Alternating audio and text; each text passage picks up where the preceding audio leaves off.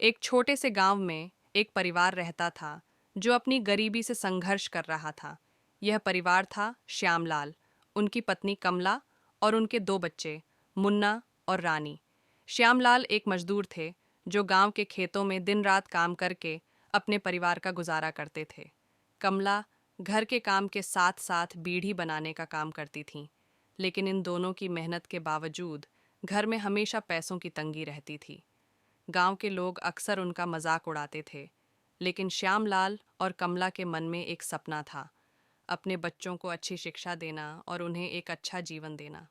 श्यामलाल ने कभी अपने हालात के आगे हार नहीं मानी। हर रात जब वह थके मांदे घर लौटते, तब कमला के साथ बैठकर अपने सपनों के बारे में बात करते। दोनों ने तय किया कि अपनी जिंदगी के हालात को बदलने के लिए कुछ अलग करना होगा। एक दिन श्यामलाल ने सोचा कि खेती के काम के अलावा कुछ अपना कारोबार शुरू किया जाए, लेकिन कारोबार के लिए पैसों की ज़रूरत थी जो उनके पास बिल्कुल नहीं थे। कमला ने अपनी जेवर की एक छोटी सी झुमकी निकालकर कहा, इसे गिरवी रख दो और उस पैसों से अपना काम शुरू करो।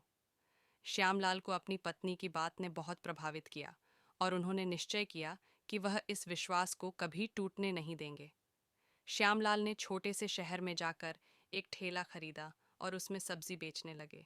सुबह सुबह मंडी जाकर ताज़ी सब्जियां लाते और गांव-गांव घूमकर बेचते।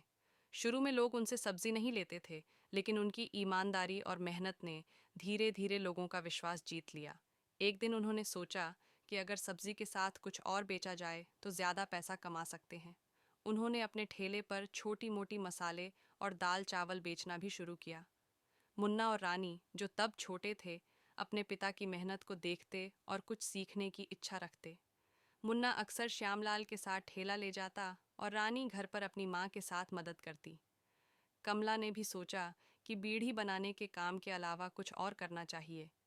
उन्होंने गांव की औरतों के साथ मिलकर पापड़ और अचार बनाने का काम शुरू किया। धीरे धीरे उनके बनाए पापड़ और अचार गांव के अलावा शहर में भी प्रसिद्ध होने लगे। श्यामलाल और कमला की मेहनत रंग लाने लगी।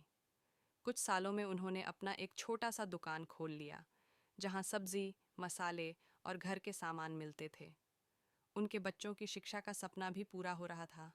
मुन्ना और रानी दोनों गांव के स्कूल में अच्छी पढ़ाई कर रहे थे और अपने माँ बाप के सपने को अपना सपना समझ रहे थे। एक दिन मुन्ना ने अपने पिता से कहा, बाबा, मुझे इंजीनियरिंग पढ़ाई करनी है। श्यामलाल के लिए यह एक कठिन फैसला था। मुन्ना के सपने को पूरा करने के लिए उन्हें अपनी दुकान गिरवी रखनी पड़ सकती थी, लेकिन उन्होंने बिना किसी झिझक के कहा, बेटा, तेरा सपना मेरा सपना है। मैं कुछ भी करूंगा, लेकिन तेरा एडमिशन करवाऊंगा। मुन्ना की इंजीनियरिंग की फीस के लिए उन्होंने अपनी दुकान का एक बड़ा हिस्सा बेच दिया। मुन्ना ने अपनी पढ़ाई के दौरान पार्ट टाइम काम शुरू किया ताकि उनके पिता पर बोझ कम हो।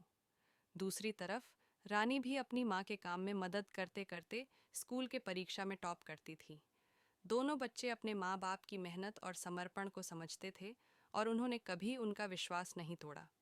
कुछ सालों बाद मुन्ना एक सफल इंजीनियर बन गया और एक बड़े शहर में उसे नौकरी मिल गई। रानी ने भी अपनी पढ़ाई पूरी करके एक अच्छे स्कूल में शिक्षिका की नौकरी शुरू की।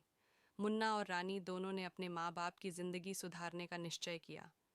मुन्ना ने सबसे पहले अपने माँ बाप के लिए एक नया घर बनवाया और उन्हें एक अच्छी जिंदगी दी।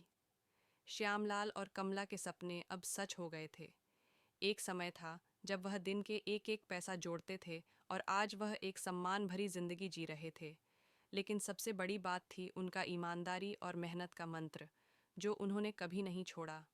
गांव के लोग जो पहले उनका मजाक उड़ाते थे, अब उन्हें मिसाल के रूप में देखते थे। आज भी श्यामलाल अक्सर कहते हैं, गरीबी एक दौर है, लेकिन अगर हम मेहनत और ईमानदारी से काम करें तो यह दौर ख़त्म हो सकता है। बस अपने सपने देखना बंद मत करो और उन्हें पूरा करने के लिए काम करो। यह कहानी सिर्फ एक परिवार की सफलता की नहीं है, बल्कि उस अटूट विश्वास और हिम्मत की है जो हर संघर्ष को जीत में बदल देता है। श्यामलाल का परिवार आज एक मिसाल है कि गरीबी चाहे जितनी भी बड़ी हो, मेहनत और ईमानदारी के साथ कुछ भी संभव है।